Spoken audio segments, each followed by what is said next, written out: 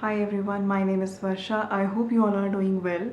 And in today's video, I am going to talk to you about the books that I read in the month of September.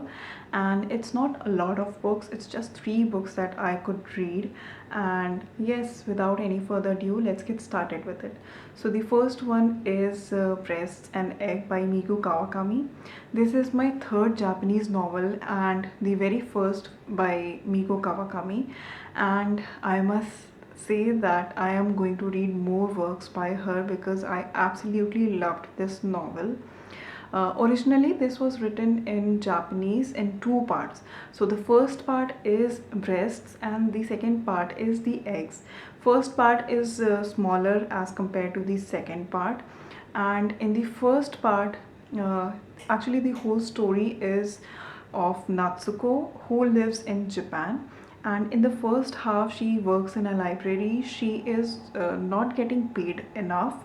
I mean, she's getting paid okay, and she is living in a town in Japan, and her sister, elder sister Makiko, and her niece Midoriko are visiting her for this weekend.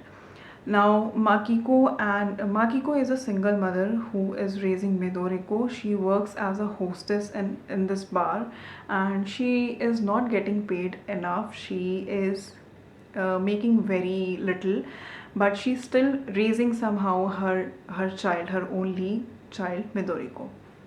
Midoriko is not speaking to Makiko, and Makiko really doesn't know what exactly is the reason that Midoriko has stopped speaking to her. And whenever there is a need to communicate something, Midoriko uses a diary. So she writes whatever she wants to tell Makiko, and that's how they are communicating. Apart from that, Midoriko also keeps one journal where she writes everything that she's feeling, and we also get to get a glimpse of whatever she is writing in her journal. The reason why Makiko is visiting Natsuko at her house for the weekend is because Makiko wants to get a breast augmentation. And when she visits Natsuko, she tells her plan, that why she is here and how she wants to get it done. She has done all the research, and here Natsuko is not actually telling what she's thinking about this idea. She is being very careful to not offend her sister, but she's also trying to understand exactly what happened, that at this age, in late 30s, Makiko wants to get breast augmentation. Was she always insecure about her body, or did something happen? So she's trying to understand. She's just observing everything and not actually, saying anything in this matter. Makiko thought that Midoriko will be normal to Natsuko at least, but she is using the same way of communication with Natsuko as well.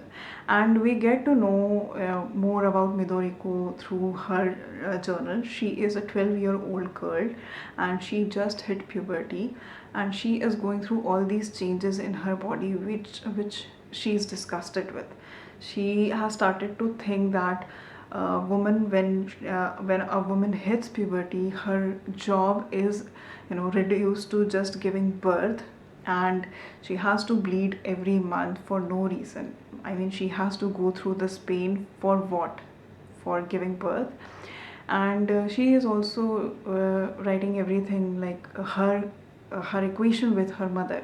She feels that she should not have been born because she thinks that her mother is working very hard, and if she were not born, if Midoriko was not born, her mother would be doing a lot better in her life. And she thinks that her existence, Midoriko's existence, has made her mother's life very difficult, and she thinks that she should not have been born. And that's what she is writing in her diary. So that is all there is in the first novel, and that's how the name Pressed. In the second part, the novel is written almost 10 years later, where Natsuko is now a published author. She always wanted to be an author. She has one novel published, but she is now going through this writer's block, and she is evolved. She has changed a lot in last 10 years. Now she feels that she wants to have a child. The thing here is that she does not enjoy the whole natural way of getting pregnant, but she does her research and she finds out about artificial insemination, and that's how she reads the interviews and all the articles about the people who were born with artificial insemination. And that's how she got to know Aizuwa, who was born because of artificial insemination. And she came across this article where she got to know that Aizuwa has been looking for his father. The donors were mostly anonymous, and he does not have much information about his father, but he has very vague idea, like how his father might look like. So she read about him. She tried to get in contact with him and get an idea how exactly all this happens, and what are his uh, you know what does he thinks about this whole process. Aizawa got to know that his biological father is someone else at the age of 30, and it was really shocking for him. But he is still supports Natsuko to go for artificial insemination. But there are other people in the second novel she meets, and we get to know about these people too. So there is Riko, who is a single mother who is raising her daughter, and she's happy that her husband is not at all involved. I mean, her husband doesn't take any interest in how the daughter is doing, and she has her own reason. You also get to know Sengawa, I think that's her name. She is Natsuko's agent. She does not want to have a child. She is rich. She has uh, everything to live peacefully and happily, but she still does not want to have a child, and she has her own reason. We also get to know this other woman. I think her name is Rika or Ria, something like that. And she is moving to her husband's place because her husband's mental state is not good, and her mother-in-law is not ready to accept that the daughter-in-law's husband or her son is not well mentally. And that's why she has to move to husband's house, when her preference is actually to leave him because it's not doing any good to her, but she cannot because she cannot raise the daughter alone. So we get to know so many people in this story, and we get to know a perspective of womanhood, a perspective of motherhood, and everything that a woman goes through in different phases of life. And it's not only from the perspective of these women, but also from male's perspective. The whole research that Natsuko does, she finds one donor, she goes and meets him, and that was one creep. She just ran away from him. Her whole experience was so bad that she ran away from there. We also get to know Yudoriko, or I'm forgetting the name again. She is Aizova's girlfriend. She was also born because of artificial insemination, and her whole experience is just extremely painful. It's excruciatingly painful because what she went through during her childhood, no one should go through that. And when you read that part, you actually feel the weight on your heart, and you actually feel the pain. So she is the one who is not supporting Natsuko, is not discouraging her, when she's actually asking her the question that why Natsuko wants to have this child. What exactly is her idea of having a child? And that's when you get a completely different perspective, that why a child should be born or should not be born. I think that whole part, the whole conversation between these two was something that was painful, but again, it's the reality. We also get to know so much about society when something like this artificial insemination. There are couples that do not have any other option other than artificial insemination. There are couple there are gay or homosexuals, and there are also like single mother who want to raise the child alone. So it's their only option, but you get to know that from the outside the society. I am so sorry, I thought my camera was still recording, but so I was talking about breast and egg, and I was talking at the time about that what the society looks from the outside. It looks so progressive, but when you look from the inside, it's still very orthodox, because it looks at the women who want to have child, who want to raise a child on their own. As not something good, because they think that it should be done with a partner, and whenever a woman wants to have a child this way, they are not encouraged, they are mostly discouraged, they are looked down, because that's not a natural way of having a child. So we get different perspective, we get perspective of the women, different women at different stages. And yeah, that's all this whole novel is about. In Japanese, this is two book, part one, part two, but when it was translated in English, it was just one book, so it's 400 pages, and I really enjoyed reading every page from it, and I found it to be extremely relatable, not in a good way, but in a very painful way. And I will recommend it to everyone, because it's become one of my favorite novels of 2023. Of out of all the novels that I've read in 2023, this is one of my favorites, and I really loved reading this one. uh, yeah, so that was Breasts and Egg. And the next book that I read is Before the Coffee Gets Cold, Tales from the Cafe. And this one is based on the concept of time travel, where you go to this cafe, you sit on this chair, and you can travel back in time, or you can travel into the future, and there are rules. And now you will see the part where I actually recorded it. So yeah.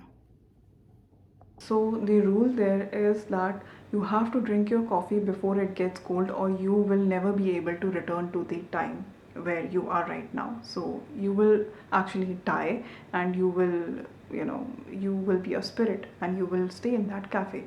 And there are other rules also. So one more important rule is that no matter where you go in the past or in the future, you cannot change anything there. Yet people are willing to go to the past or to the future. And what exactly is that, why exactly they are okay with traveling when they know that they cannot change anything? And we get to know that it's about grief, it's about not getting to tell the person that what they wanted to tell them at that time. It's something that weighing their heart down, so that compels them to go back or travel to the future to talk to that one person. And it's a really good novel. It's a very short read, so you get four short stories, all in the cafe happening, and all with the same concept of time traveling. And it's a sweet read. And if you want to watch the whole review, I have made a separate video on this one, so I will link that video in the description below, so that you can go and check out. And yes, the last novel that I read is Beautiful World, Where Are You? And this novel, I was highly disappointed. I had high hopes from this one, and I didn't like it at all. I didn't like it, but there are people who really love this novel. As I said, that I had high hopes, but when I found it to be extremely bad, I read more about it, and then I found out that there are polarizing views about it. So there is a white and black, there is no gray. So people who love it, and people who hate it hate it. My reason is exactly the same. like it's the same reason that other people have who hate this novel or don't like this novel. It's because of those emails that those two best friends Alice and Eileen are exchanging. It's about those emails. So I kind of felt like the author, wanted you to convince that she knows about certain topics. So topics like consumerism, politics, geopolitics, and all these kind of topics. Apart from writing fiction, she also knows about these topics, and she really wanted you to be convinced by this.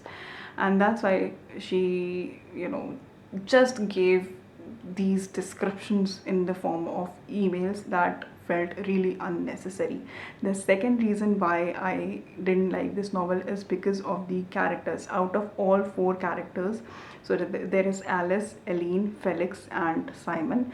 Out of all these four, I only liked Simon's character, and I hated Felix's character. I think that was a walking red flag. And why I hate Alice is because she is an author, she is well traveled, she has given so many interviews, and you will expect her to be a little sensible, that she will know when there is a walking red flag, but she actually falls for Felix. I didn't like Eileen because initially, I sympathized with her, but by the end, the way she was behaving was extremely childish and immature. And that didn't go well with me, and that's how I didn't like this novel. But I also read that this is Sally Rooney's third novel, and this one is different than her first two novels, which is Normal People and Conversations with Friends. So she tried to write this one in a different way, and maybe I should still think of reading the first two, maybe Normal People, because I've heard so much about that novel. So I will give that one to a try and see how, if I like that or not.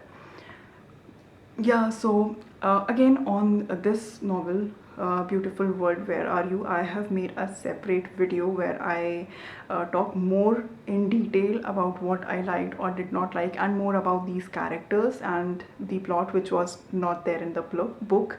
So if you want to know more about that, you can watch that video. I will link that in the description below. So yeah, that was the video, and if you liked the video, do hit the like button, and if you haven't already subscribed, please consider subscribing. So I will see you in the next video. Till then, bye bye.